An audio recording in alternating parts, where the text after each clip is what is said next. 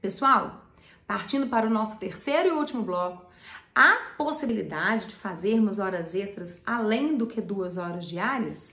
Sim, há uma possibilidade.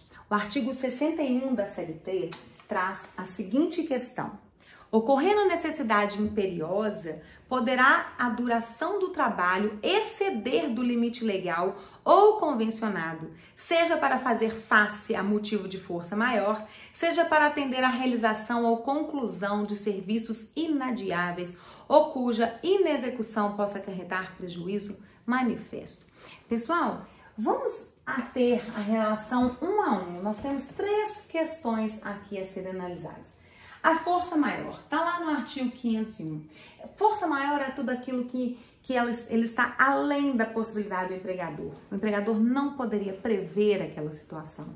Então, quando se tem, por exemplo, uma enchente, vamos imaginar, eu tenho uma lanchonete e aí peço ao fulano que trabalhe essas 2 horas extras. Então, chegando ao final de 10 horas de trabalho, tem uma enchente horrorosa e eu preciso com que esse fulano fale assim, esteja comigo e me ajude a te retirar aquela água com balde para tentar salvar o meu empreendimento. Ele olha para mim e fala assim, a Constituição Federal, Luciana, fala que eu só posso fazer 2 horas extras. Então, se você tiver nesse aperto ferrado em relação de força maior, o problema é seu. Eu tô indo embora, eu vou pegar o meu barquinho e sair nadando. E você que se vire pra lá, porque eu não vou fazer hora extra. Ele pode fazer isso? Ele até pode, mas eu acho que não deve, né, pessoal? Mas aqui autoriza essa questão dele retirar aquela água. Olha aqui, força maior. O texto não impõe limite de horas de trabalho. A doutrina majoritária conclui que são no máximo 12 horas, haja vista que entre 2 jornadas devem existir 11 horas de intervalo entre uma jornada e outra para o sono. E após cada 6 horas de trabalho, tem que ter uma refeição. Bom, então a primeira é força maior, como nós dedicamos aqui, ó. Artigo 61, necessidade imperiosa, força maior. 2, realização de serviços inadiáveis. O que seria a realização de serviços inadiáveis? Eu acho que essa realização está aqui. Serviços inadiáveis ou cuja execução possa acarretar prejuízos manifestos ao empregador. Há várias posições jurisprudenciais antagônicas relativas a essa questão, pois por ser serviços inadiáveis, entende-se os trabalhos que serão executados para preparar o ambiente para reiniciar o serviço. Mas aqui nós podemos colocar, como vamos imaginar, que eu sou motorista de uma empresa e o motorista de ônibus, eu tenho uma determinada jornada a cumprir, mas aconteceu um acidente na via e o motorista, em função disso, ele vai falar assim, ó, eu já estou passando das 2 horas extras possíveis na Constituição Federal. Então, eu vou largar esses 50 bobos aqui atrás, que tá lá sacudindo lá atrás, e vou embora, porque eu não tenho que continuar, porque a Constituição me garante. Peraí, a Constituição te garante. Mas quando existem serviços inadiáveis ou cuja inexecução possa acarretar prejuízo manifesto ao empregador, e nesse caso a outras pessoas, você tem que continuar, porque ele tem motivação para determinar que você continue. E por fim, recuperação do tempo perdido em decorrência de força maior. Neste caso, as horas extras não poderão exceder de 2 horas diárias e o período não poderá ser superior a 45 por ano. 45 dias por ano, consecutivos ou não, também em conformidade à doutrina. Recuperação do tempo perdido. Há poucos anos atrás, teve um deslizamento de terra em Teresópolis e Brumadinho, né? Então, muitos comerciantes perderam tudo e precisaram recuperar aquele tempo perdido. E por isso, apesar deles terem, né, perdido muita coisa, pode ser que alguns tenham necessidade de utilizar-se dessa recuperação do tempo perdido aqui dos seus trabalhadores, tentando colocar a vida ao normal e retirada de mercadoria, colocação de lavar os móveis que conseguiram permanecer intactos, e aí você pode trazer o seu empregado e além das 2 horas você pode colocar-se mais 2 horas à disposição. Beleza? Então, esses são os serviços. Horas extras em condições insalubres, o que a gente pode fazer? A gente ainda, como eu disse há uns minutos atrás, ainda são admitidas a possibilidade de trabalho quando solicitado. E nesse cenário, falando de horas extras, não poderia deixar de passar essa questão aqui da insalubridade. Ainda assim, apesar de necessitar de uma autorização para que os trabalhadores que laboram sob com atividades insalubres, né, expostos a agentes insalubres, químicos, físicos ou biológicos, eles podem sim fazer hora extra. O artigo 60, ele deixa claro em relação a isso. Ele fala o seguinte, que nas atividades insalubres, assim consideradas as constantes dos quadros mencionados no capítulo da segurança da medicina do trabalho, ou que neles venham a ser incluídas por ato do ministro do Trabalho, Indústria e Comércio, quaisquer prorrogações só poderão ser acordadas mediante licença prévia das autoridades competentes em matéria de higiene do trabalho, as quais, para esse efeito, procederão aos necessários exames locais e a verificação dos métodos e processos de trabalho, quer diretamente, quer por intermédio de autoridades sanitárias federais, estaduais e municipais, com quem entrarão em entendimento para tal fim. Parágrafo único. Excetuam-se da exigência de licença prévia as jornadas de 12 horas de trabalho por 36 horas ininterruptas de descanso. Então, o que você entende por isso aqui? Aquelas pessoas que são submetidas a uma jornada de 12 por 36, é o que nós vamos ver no próximo tema, elas poderão sim fazer as horas extras. E aí você pergunta, geralmente, pessoal, as pessoas que trabalham dentro de bloco cirúrgico, de hospital, elas estão expostas a agentes insalubres. Então, neste momento, a gente encontra duas questões. Além delas estarem expostas a agente biológico, por exemplo, vírus, né, todas essas questões que envolvem o trabalho dentro de um hospital, elas também têm essa jornada de 12 por 36. Então, é um momento que a gente tem que refletir que, infelizmente, talvez seja assim a saída para que possa continuar esse tipo de labor. Mas, enfim, a reforma, então, ela excepcionou a jornada 12 por 36, que nesses casos não há necessidade de prévia autorização. Uma perda para o trabalhador, mas é um cenário que já existia há anos e a pessoa pode ser que esteja envolvida aí no cenário da insalubridade mediante uma necessidade de hora extra. Pessoal, dando uma continuidade então, quando a gente fala... Opa, peraí, deixa eu ver se eu consigo mudar aqui. Não? Peraí. Eu vou tentar passar aqui para vocês. Não passa. Ué? Hein? Falha nossa. Falha técnica aqui, galera. Calma que eu vou conseguir.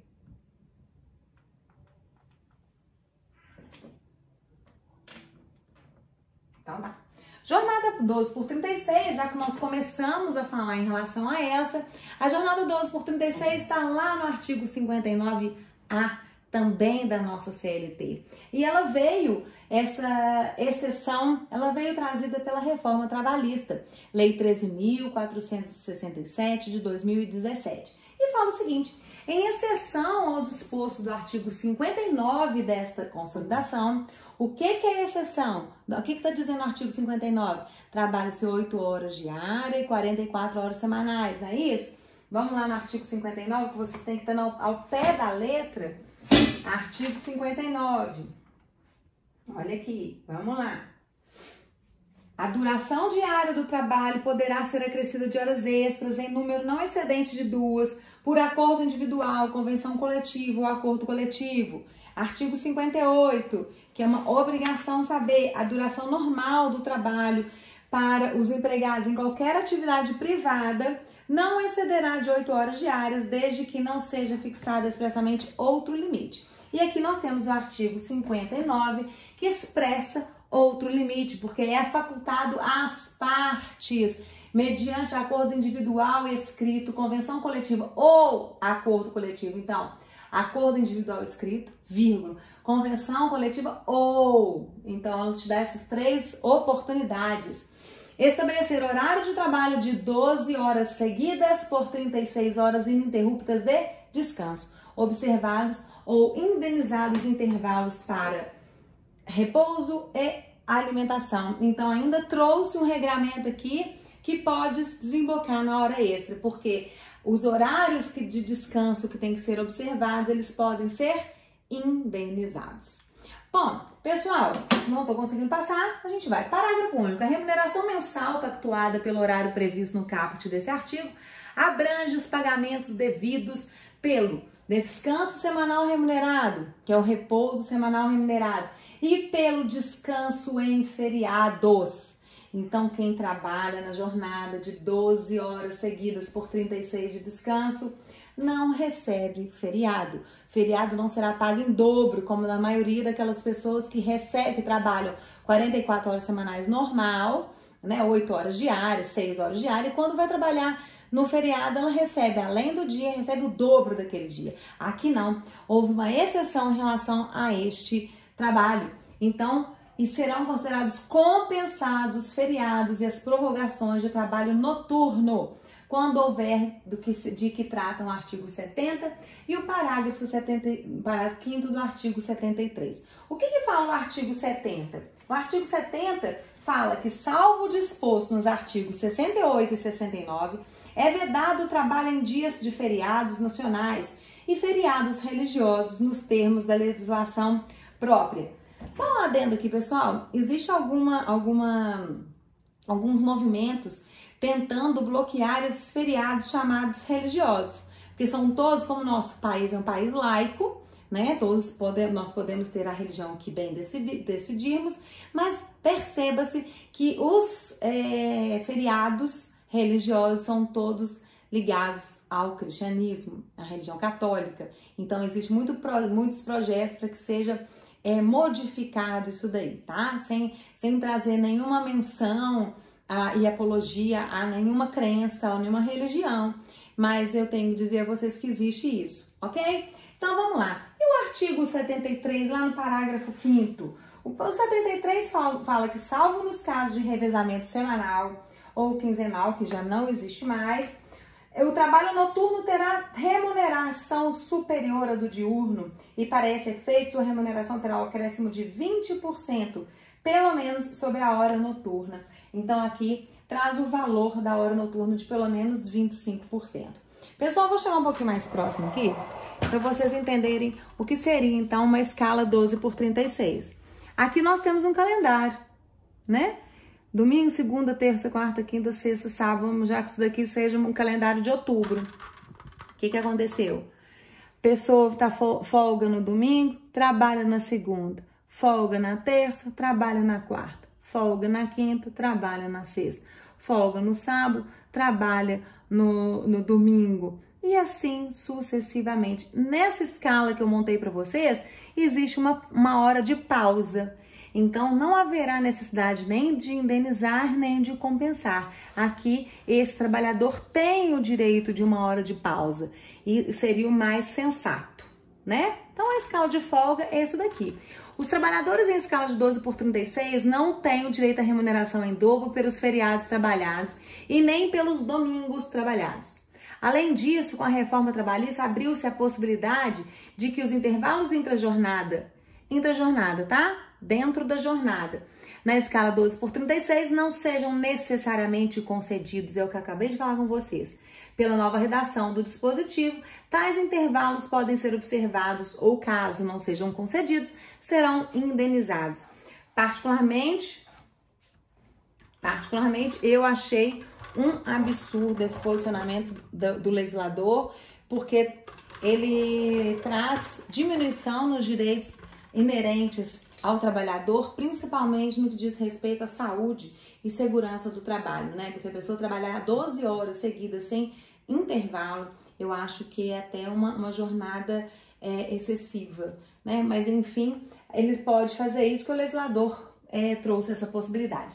Vale também destacar que esses trabalhadores em jornada 12 por 36 não têm o direito ao adicional noturno, que é o que está dizendo aqui, ó, quando nós falamos no artigo 73, parágrafo 5º, porque ele não terá direito ao adicional noturno.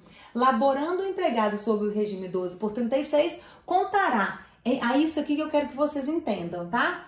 Olha, quando ele trabalha pelo regime 12 por 36, ele conta com uma semana com 36 horas de trabalho e na semana seguinte 48 horas de trabalho.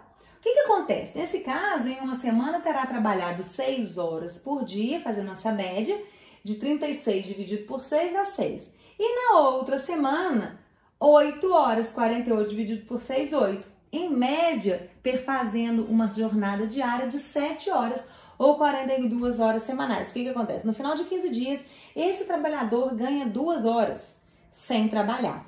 Só para vocês, vamos voltar nisso aqui, gente, olha aqui, ó. Vamos contar, tá? Nessa semana aqui com essa. Então, vou trabalhar nessa primeira semana. 12, 24, 36, tá? Primeira semana trabalhou 36 horas. Vamos na segunda semana? 12, 24, 36, 48. Então, para essa semana aqui, se nós computarmos esses 6 dias, 36 dividido por 6, ele trabalhou 6 horas por dia. Vamos colocar assim. E essa daqui, se ele trabalhou 48 horas dividido por 6, ele cai naquela regrinha que eu acabei de colocar para vocês, que em média ele trabalhou 8. Então, em média, dão 7 horas semanais. E os feriados, mais uma vez lembrando que a remuneração mensal pactuada pelo horário previsto no CAPT abrange os pagamentos devidos, tanto pelo descanso semanal remunerado quanto pelos feriados que tiverem sido ocorridos naquele mês, tá? Artigo 73, parágrafo 5º fala do noturno e o artigo 70 fala da remuneração dos feriados. O artigo 70 foi trazido aí pela... Não o 70, mas o parágrafo 5º, ele está aí justamente, aliás, a jornada 12 por 36, ela foi trazida pela reforma trabalhista, porque antes só podia ser considerada jornada 12 por 36 aquelas que tinham estipulado na convenção coletiva. Agora ficou liberado geral. Galera, registro de horário de trabalho, e aí? Biométrico, ponto eletrônico, celular. É possível o registro, controle de ponto, inclusive por celular? Sim, é possível. E cuidado que o artigo 74, que estipula o controle de trabalhadores, que é da estabelecimento que tem necessidade de ter controle de horário, controle de frequência, ele subiu. Antes era até 10, agora passou para 20. Cuidado. Quanto à fiscalização da jornada de trabalho, existe uma classificação básica, sabe qual é? Empregados que podem ter sua jornada controlada, fiscalizada, e empregados que não podem ter sua jornada fiscalizada e controlada. E aqui eu trago um cenário diferente para vocês, porque nós temos o artigo 62, que ele exclui completamente esses trabalhadores incluídos dentro do artigo 62 do capítulo da duração do trabalho. Olha aqui, ó. Não são abrangidos pelo regime previsto neste capítulo. E qual é o capítulo que nós estamos estudando? Duração do trabalho, jornada de trabalho. Então, a partir desse artigo 62, vou mostrar para vocês que existem trabalhadores que não estão sujeitos à fiscalização de horários e eu vou explicar por quê. Ele tem uma motivação. Olha só. Isso aqui, gente, é um controle de ponto, tá? É um controle de ponto, onde a pessoa entra 8h05, almoça. Então, tem a jornada de segunda. Eu até fiz uma coisa errada que depois eu tenho que retificar. Porque se a gente computar segunda, terça, quarta, quinta, sexta e sábado, o sábado não pode ser esse horário, não, tá? Depois eu vou retificar para vocês. Mas isso aqui é um registro de ponto. Lembrando que não é permitido pontos britânicos. A legislação, a nossa jurisprudência, ela não permite que aqui seja 8 horas, aqui seja 11 horas, aqui seja 13 horas, aqui 18 horas, todos os dias, porque praticamente Impossível isso acontecer. Olha o que fala a súmula 338 do TST. 338. É ônus do empregador que conta com mais de, agora passou para 20 empregados, o registro da jornada de trabalho. Agora, 366, cartão de ponto, registro, horas extras. É aquela que a gente falou dos minutinhos, que cai nesse aqui, ó. A pessoa trabalhou mais 1 minuto, aqui ela trabalhou mais 3 minutos. Esse não será inserido na jornada de trabalho. E o artigo, e a súmula, peraí, eu vou ler para vocês uma outra súmula que eu acho muito importante. Bom, agora mesmo eu vejo qual que é ela, que ela tá perdida aqui, eu não tô achando, não tô localizando no livro. Mas vamos seguir. A jurisprudência, então, adotou a tese de que o controle que contém horários britânicos é inidôneo, tá? A súmula 338.3 do TST. Então, foi o que eu falei com vocês. Não pode 8, 11, 13, 18. 8, 11, 13, 18. Porque isso não existe. A súmula 338, então, deixa eu também tentá-la achar por aqui. Porque, gente, eu vou te contar uma coisa, eu esqueci de separar e aí o livro fica difícil na hora da aula, sabe?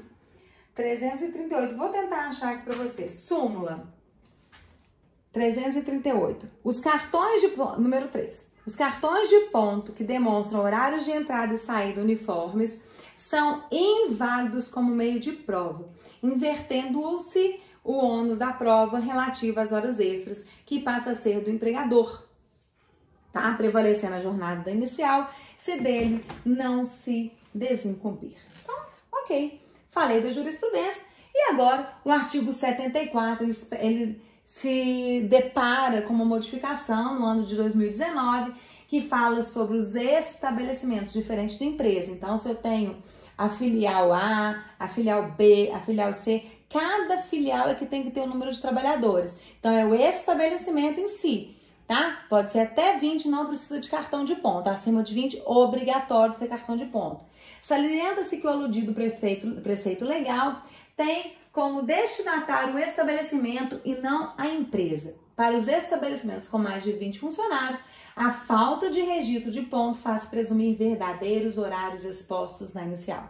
Súmula 338 nós acabamos de ler, ok? Na próxima aula a gente fala de empregados com jornada fiscalizada e trabalhadores sem jornada fiscalizada, ok? Beijos!